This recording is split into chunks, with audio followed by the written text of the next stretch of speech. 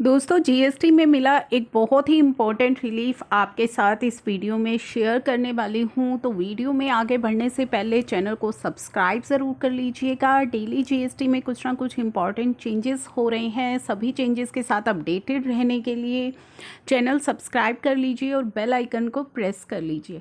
चलिए अब हम बात करते हैं जीएसटी में मिलने वाले रिलीफ की। लेकिन दोस्तों उससे पहले एक छोटा सा आपको इन्फॉर्मेशन देनी है। काफ़ी सारी मेरे पास क्वेरीज आ रही है जीएसटीआर 2B की। अभी मैंने रिसेंटली वीडियो अपलोड की थी जिसमें बताया था कि जो आपकी 2B है अप्रैल महीने की वो 29 मई को जनरेट होगी। तो क्वेरीज आ रही हैं कि क्या उसके बाद अगर हम 3B फाइल करेंगे तो कोई प्रॉब्लम है। जी नहीं, कोई भी प्रॉब्लम नहीं है। आप वेट कर सकते हैं अपनी 2B जनरेट होने की। लेकिन ध्यान में रखिएगा कि जो लेट फीस और इंटरेस्ट का वेवर है वो आपको लिमिटेड पीरियड के लिए मिला है, तो उसको भी ध्यान में रख करके आप जीएसटीआर 3B की फाइलिंग कीजिएगा।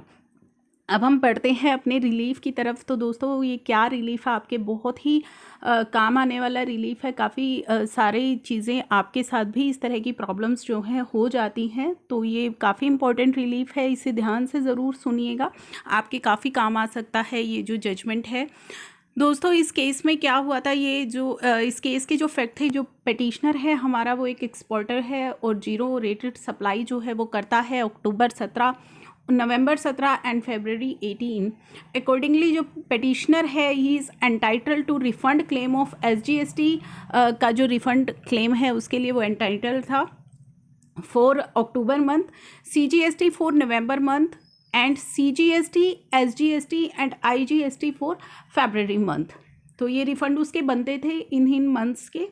However when the refund application जब उसने अपलोड की तो एंटायर क्लेम जो है उसका वो court consolidated and figured under the head SGST alone. तो जब उसने रिफंड एप्लीकेशन जो है अपलोड करी तो उसका पूरा का पूरा जो रिफंड का क्लेम है वो एसजीएसटी के अंदर डल गया, यानी कि सारा की सारी जो फिगर्स हैं वो एसजीएसटी के अंदर डल गई, जबकि एसजीएसटी, सीजीएसटी, आईजीएसटी अलग अलग उसके रिफंड थे।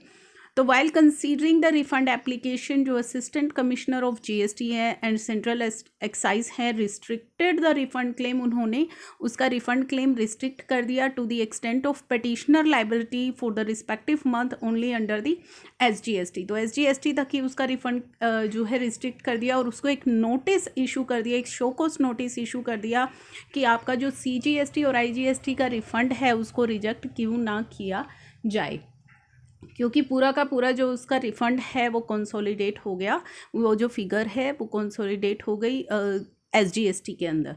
Subsequently petitioner reply to the above show cause notice की रिप्लाई करी पिटिशनर ने। क्या उसने रिप्लाई करी, that the entire refund claim got auto populated under the single head of SGST. हालांकि तीनों का रिफंड उसका बनता था, एसजीएसटी, आईजीएसटी एंड सीजीएसटी।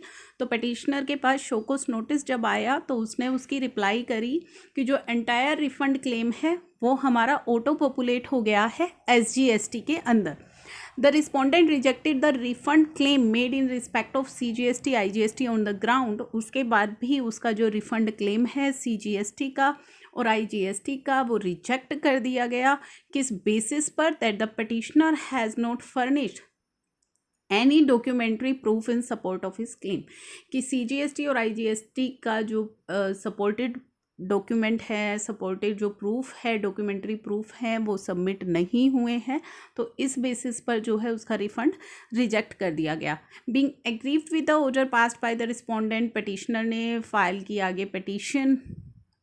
अब यहाँ पे इशू क्या आया, that the petitioner claim for refund of CGST and IGST can be denied on the ground that the entire refund amount got consolidated under one head SGST due to the technical error and new system of software in GSTN.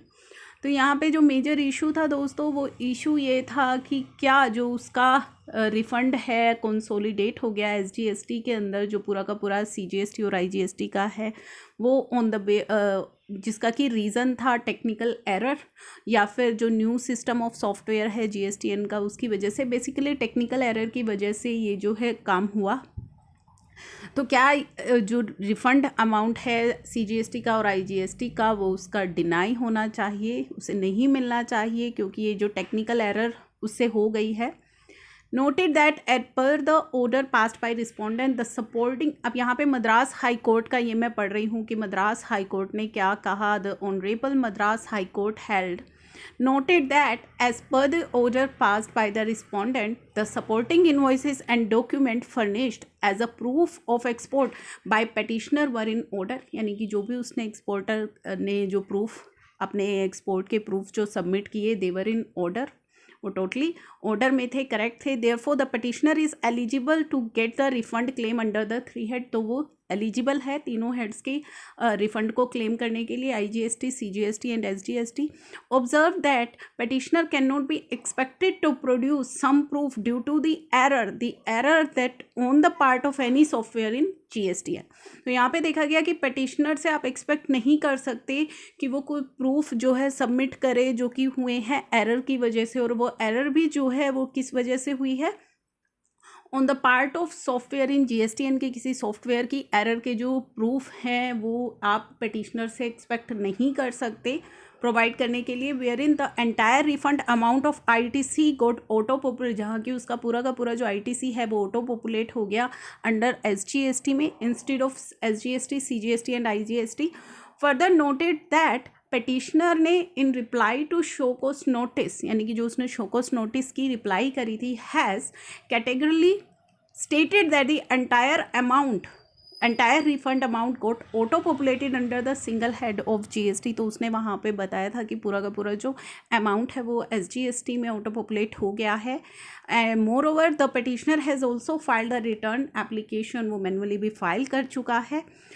held that refund ought not to be denied on the ground of technical glitches, के basis पर जो refund है वो deny नहीं किया जाना चाहिए। And error that occurred due to auto population nothing can be more unfair, तो इस तरह का जो है ये बहुत ही अनफेयर है। सेट असाइड द ऑर्डर, तो इस ऑर्डर को सेट असाइड कर दिया गया which is passed by the respondent to the extent that rejected the refund claim of petitioner।